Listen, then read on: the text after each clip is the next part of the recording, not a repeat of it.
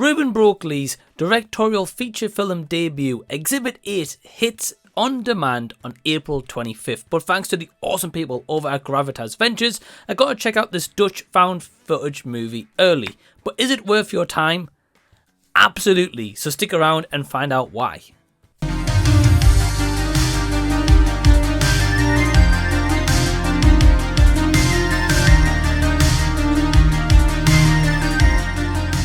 Hey everyone, what's going on? Welcome to the channel and thank you so much for taking your own time out to check out this spoiler-free movie review on the Dutch found film footage movie called Exhibit 8. I was sent a poster to this movie by Gravitas Ventures. I read the plot and that's all I knew about this, never saw any trailers. And what I will say is, before we get into the positives and negatives, let's talk a little bit about the director and the writers and the cast that are here. Firstly, we've got director Ruben Broekhuis, as I mentioned before, in his feature first film kind of debut. He's done like TV movies and shorts before, but he's also a writer in here, along with two other people, including Monique van Kessel and Sarah Offringa. I'm not familiar with any of these people's work, so this is my introduction to them. And the cast here includes Mike Rios, Claudio Torres, Nastaran Corazani, and essentially it tells the story of Bosnian-born Aisha, who teams up with cameraman Elias to shoot a documentary to find out about her brother's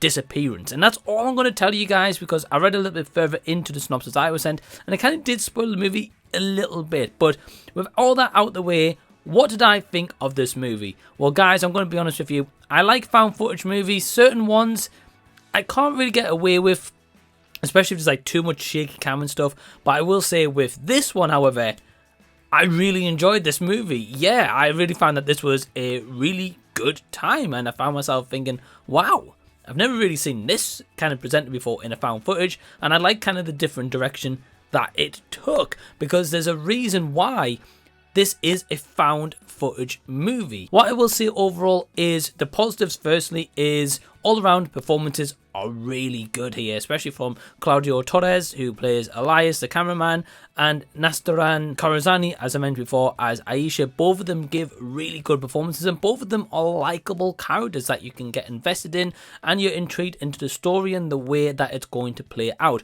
because this is only like a 76-minute movie that includes credits, so maybe about 74 if you take away those credits. And what I found myself is, once I finished the film, is actually thinking about this a little bit more when I watched it as going on, thinking, oh, okay, well, this clicks in for this part, this kind of goes with this. And I actually found myself thinking about the movie, which if a movie is able to do that, at least for myself personally, I found that as a bonus, you know, and I really found that this movie definitely had heaps and spades of that. Now, does it lean into some found footage tropes? Yes, it certainly does that, but it does certainly put a spin on them, and it actually does something a little bit different, which I actually found, wow, I really appreciated that. And they actually kind of go kind of risky out there to do something different, and I think this is all down to the writing, but also the directing of Ruben Broekhuis, who I will say, as a kind of a feature film debut, he does a really good job here. The sound design also is really good.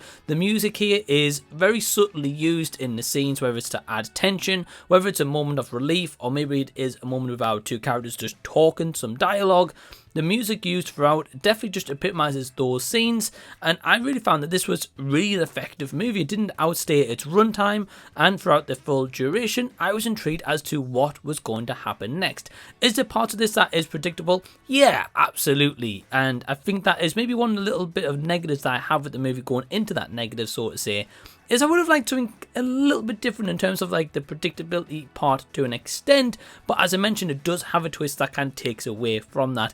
The only other kind of minor negative that I had is I would have liked to have maybe seen this being like a little bit of a longer movie, because what I find is in the 76-minute runtime that we get, I would have even liked if this was extended, say even a 5-10 more minutes, like under an hour and 30 minutes, to have a little bit more backstory about Aisha's brother, because yes, you certainly get that, and there's moments in here that plays out and explains the story, which again I'm not going to say, but I would have liked a little bit more added in here, and I think that would have overall just gave this movie a little bit more substance than kind of just like the bare meat that's on the bones, so to say, that we get. But again, we get enough to really kind of get you thinking. I would have just liked that little bit more, because I think, to be honest, if that was that little bit more there, this could have easily been a 4.5, 5-star movie for me. But I am still giving this a recommendation personally, because I actually found myself really enjoying it. And being honest with you, kind of want to watch it again. Yeah, I just had a really good time with this. So big thanks to the awesome folks at Gravitas for sending me this.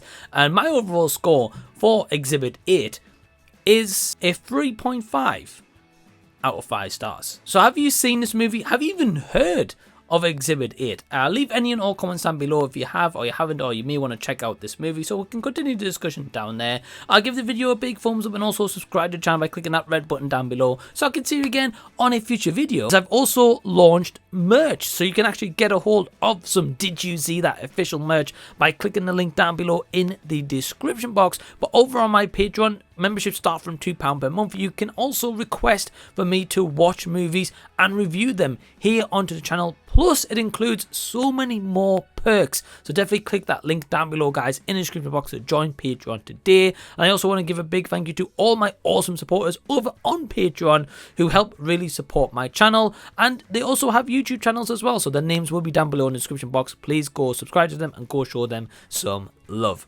And until the next time that I see you guys, I'll be seeing you later.